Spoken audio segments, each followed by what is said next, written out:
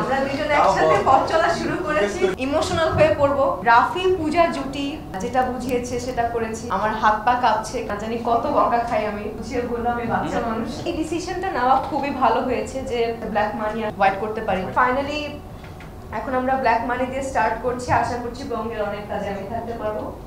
এবং রাহেন রাফি ভাইয়াকে নিয়ে কি বলবো, ওনাকে নিয়ে আর স্পেশালি কিছু বলার নেই।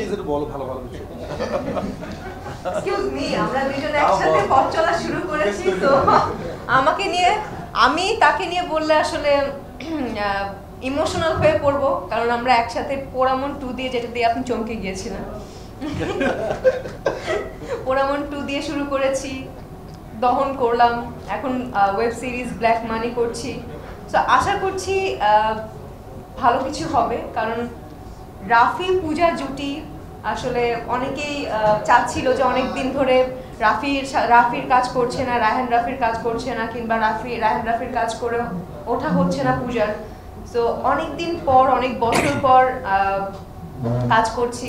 আমার হাত পা কাঁপছে, কারণ সেই পোড়ামন 2 কত বছর আগে করেছি, নতুন ছিলাম, যেটা বুঝিয়েছে সেটা করেছি। এখনকার যে রাহেন রাফি, এখন যে তুফানি রাহেন রাফি, তার সাথে কাজ করার অভিজ্ঞতাটা কেমন হবে এখন আমি বুঝতে পারছি না। না জানি কত বকা খাই আমি শুটিং সেটে। প্লিজ তারপর আমাকে বকো না, একটু বুঝিয়ে বললো আমি বাচ্চা মানুষ। ভালো করে ট্রাই করব। দোয়া করবেন সবাই যাতে ব্ল্যাক মানি আসলে অনেক সুন্দর করে কাজটা করে এসে হোয়াইট করতে পারি। কে যেন বললো, কে বললো হোয়াইট করতে পারি না। খুব সুন্দর স্টোরি, আর রাহেন রাফি স্টোরি নিয়ে কোনো কিছু বলার নেই আসলে ওরকম ভাবে। তো দোয়া করবেন সবাই যাতে কাজটা ভালো করে করে আসতে পারি এবং আপনাদেরকে সুন্দর করে দেখাতে পারি। That's it.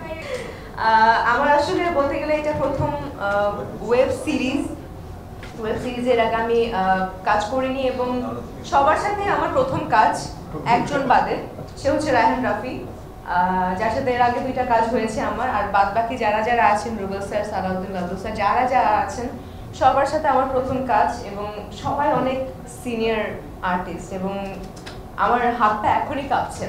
এবং এই ডিসিশনটা নেওয়া খুবই ভালো হয়েছে যে